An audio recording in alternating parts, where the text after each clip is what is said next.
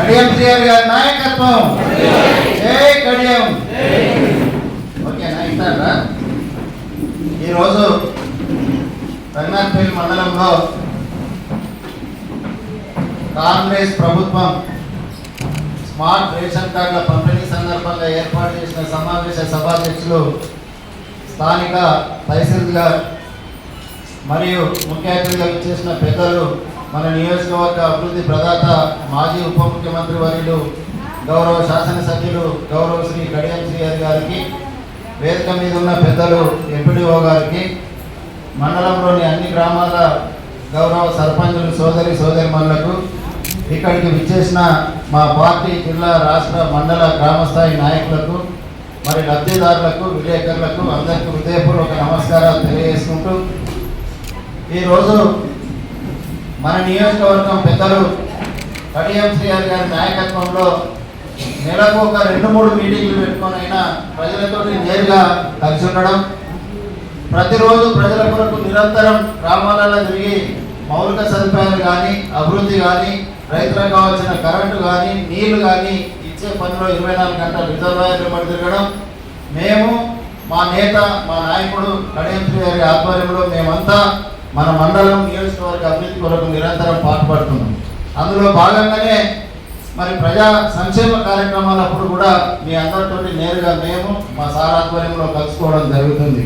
ఇవాళ ఇక్కడ మీరు అందరు ఉన్నారు. మీ గ్రామాలలో అన్ని బ్రహ్మాండంగా గతం కంటే సాలోచన కాల్చలు సీసీ రోడ్లు కానీ అవన్నీ ఎక్కువ అయినాయా లేవా?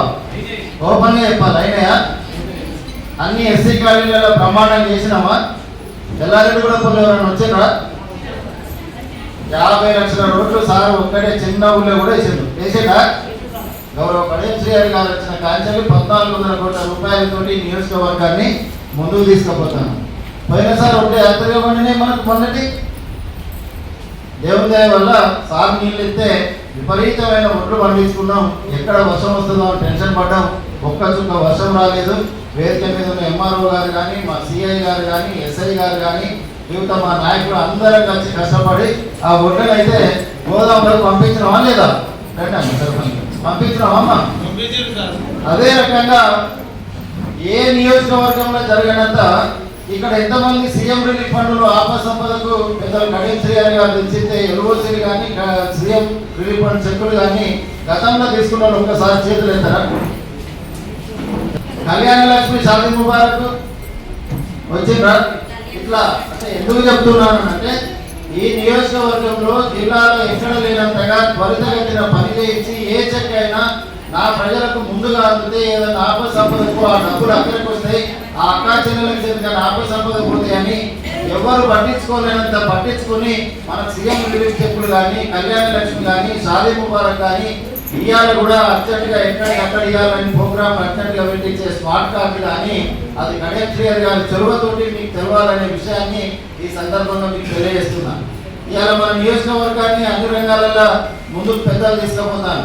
దానికి తోడు మనందరం కలిసి గెలిపించుకున్నామని ఎంపీ కావ్యక్క గారు కూడా బ్రహ్మాండంగా ఢిల్లీలో రాహుల్ గాంధీ టీంలో తిరుగుకుంటూ భారతదేశం అంతా మన తెలంగాణకి ఒక ఎంపీలలో మంచి, మన పార్లమెంటు నియోజకవర్గ ఎంపీగా మంచి పేరు తెచ్చుకొని మన నియోజకవర్గంలోని ఉమ్మడి వరంగల్ జిల్లాలోని పెద్ద పెద్ద పనులు రావడానికి అలా కార్యక్రమాలు అవుతుంది. మన ఎంపీ గారు డాక్టర్ కడియం కావ్య గారు అనేది కూడా ఒకసారి గుర్తుపెట్టుకోవాలి.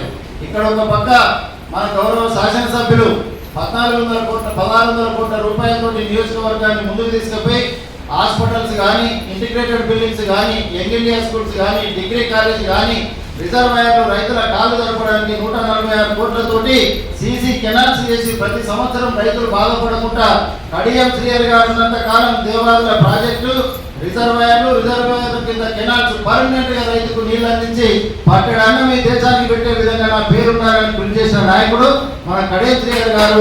అందులో భాగంగా 146 కోట్లతోటి సీసీ కెనాల్స్ పనులు జరుగుతాయని మీ ఊళ్ళలో చూడండి. నేరుగా రైతులకు ఏ సంవత్సరం ఇబ్బంది జరగకుండా నీళ్ళు వచ్చి రైతులు పంట పండించుకొని ఆ రైతే రాజుగా ఉండేటట్టు ప్రయత్నం చేస్తున్నది. మరి మనసా వాచ కర్మేనా రైతన్న కొరకు ప్రజల కొరకు పనిచేస్తుంది ఒక కడియం శ్రీహరి గారి రాష్ట్రంలో. అది ఒక్కసారి మనం గుర్తెరగాలి. కొందరు నిన్నయాల కండ్లున్న కబోదులు ఇవాళ తండాలకన్నిటికీ బ్రహ్మాండంగా డాంబర్ రోడ్లు వేసినాం. మా ఎస్టీ సోదరులు విపరీతంగా కష్టపడేది. రాత్రి అయితే తండకు పోవాలంటే వాళ్ళకి ఏడుపు వచ్చేది. మా ఇంటికాడ కానీ బస్ స్టాండ్లో కానీ పోలేక పండుకున్న దినాలు ఎన్నో ఉన్నాయి. అట్లాంటిది అలా 12 గంటలకు కూడా హాయిగా హైదరాబాద్ పోయి ఇచ్చినట్టు తండాలకు పోతాడు.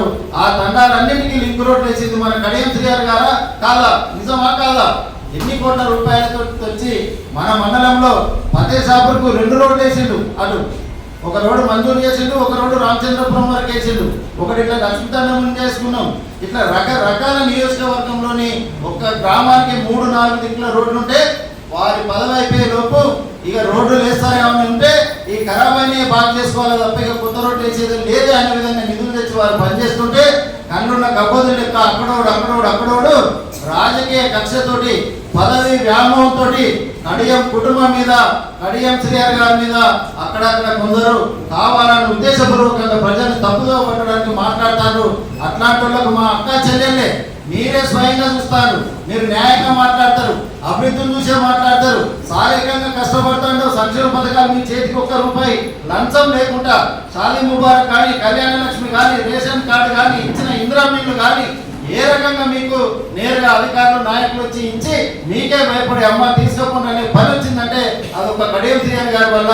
గత నాయకత్వం పైసలు ఇస్తేనే పని చేసిండ్రు, పైసలు లేకపోతే పని చేయలేదు. ఒక్క దళిత బంధు వస్తే 3 దగ్గర వసూలు చేసుకున్నారు, అది ఒక్కను కూడా చక్కగా ఇవ్వలేదు. 20 ఇళ్ళు వస్తే 60 ఇళ్ళ తల పైసలు వసూలు చేసుకున్నారు, ఆ 10 ఇళ్ళు కూడా చక్కగా ఇవ్వలేదు. ఆ డబుల్ బెడ్రూమ్లు పంచలేదు. ఇవాళ అవినీతి అనేది అంతమైంది, ప్రజలకు ప్రభుత్వం చేరువైంది. అది కడియం శ్రీగారి గారి పరిపాలన, వారి దక్షత వల్ల మమ్మల్ని అధికారిని మీకు దగ్గర నుంచి మీ సేవ చేసే విధంగా వారు మేము అందరం కలిసి మీ రుణం తీర్చుకోవడానికి ఓటేసినందుకు కడియం శ్రీగారి గారు కూతురు మన కావ్య గారు, మన ఎంపీ గారు మరి విపరీతంగా కష్టం చేస్తారు. ఇవంతా ఎందుకు చెప్తున్నానంటే ఇంత మీ కొరకు, ఈ ప్రాంతం అభివృద్ధి కొరకు మనం అందరం మంచిగా ఉండాలని కుటుంబం అంతా 24 గంటలు ఏ వ్యాపారం లేకుండా ఎలాంటి లేకుండా 24 గంటలు ప్రజల మధ్య నుండి పనిచేసే నాయకులకు మనం అండగా ఉండాలి. వారి గురించి చెడు మాట్లాడేవారి పట్ల మనమే నిలదీసి చెరు అనిచ్చే విధంగా నువ్వేం చేసినావు, వారేం చేశారు, నువ్వు వచ్చిన తర్వాత ఏమైంది, వారు వచ్చిన తర్వాత ఏమైంది, ఈ వ్యత్యాసాలన్నీ మాట్లాడినప్పుడే మనం నిజంగా లబ్ధి పొందినప్పుడు మన కొరకు పనిచేసే వాళ్ళకు మనం మద్దతు ఇచ్చినప్పుడు ఇంకా మన ప్రాంతం మనం బాగుపడతాం అనే ఉద్దేశంతో ఇవన్నీ చెప్పడం జరుగుతుంది. మీకు ఇంకొక 6 నెలలు అయితే మీకు తెలుస్తుంది. మీ పిల్లల్ని 2-3 లక్షలు ఇచ్చి కాలేజీలోనే చదివించుకుంటారు. అంతకంటే నాణ్యతమైన విద్య మన కడియం శ్రీగారి గారు ముందు చూపు వల్ల దర్గాతండ దగ్గర ఎస్సీ, ఎస్టీ, బీసీ, మైనార్టీల పిల్లలకు 3-4 లక్షలు ఇచ్చి చదివించే విద్య 1 రూపాయి లేకుండా ఇంటర్ అక్కడ భోజనాలు పెట్టి ట్యూషన్స్ చెప్పి కడియం శ్రీగారి గారి దయ వల్ల మన పిల్లలు నియోజకవర్గంలోని అందరు పిల్లలు, పేద పిల్లలు, దళిత బహుజన బిడ్డలు అందరూ ఉన్నత విద్యకు వాళ్ళు పైకి పోయే విధంగా అవకాశాలు పాటలేసింది మన కడియం శ్రీగారి గారు అనేది విషయం చెప్తున్నా. పిల్లల్ని ఒక పక్క చదువుకోవడానికి మార్గాలు ఇస్తాడు, గ్రామాలలో సదుపాయాలు ఇస్తాడు, పేదలకు సంక్షేమ పథకాలు అందిస్తాడు, రైతన్న పంటను అన్నం పెట్టడానికి నీళ్లు అందిస్తుండు. మనకి ఇంకా కరెంటు సరిపోతలేదని మొన్న బట్టి విక్రమార్క ముఖ్యమంత్రి వచ్చినప్పుడు, ఉప ముఖ్యమంత్రి వచ్చినప్పుడు మన రైనాథ్పల్లి యొక్క కేవీని ఈ జనగాం జిల్లాకే కరెంట్ అందించే విధంగా 224 కేవీలు మంజూరు చేయించిన కదా కడియం శ్రీగారి గారు జరిగింది. మరి ఈ రకంగా నిత్యం ఎక్కడ ఏది అవసరం ఉంది, ఎన్ని సబ్ స్టేషన్లు ఇవ్వాలి, ఎన్ని రోడ్లు ఇవ్వాలి, ఏ సమయంలో అధికారులతో మాట్లాడి దేవాలయంలో పంపులు నడిపించి రిజర్వాయర్లు నింపి రైతులకు నీళ్ళు అందియాలని గతంలో ఏ ఒక్క నాయకుడైనా ప్రయత్నం చేసినా ఈ సందర్భంగా అడుగుతాను. ఆ నాయకులతోటి రోజు సమ్మక్క సారక్క జాతర పోయినట్టు, రోజు తీర్థం పోయినట్టు మంచి డబ్బులు, కోలాటాలు, ఎగురుడు, దావతులు, చిందులు, బిందులు నడిచినాయి తప్ప కడియం శ్రీగారి లాగా ఎవరు ప్రజల కొరకు నిత్యం నిరంతరం పనిచేసిన నాయకుడు ఇక లేరు, దొరకడు.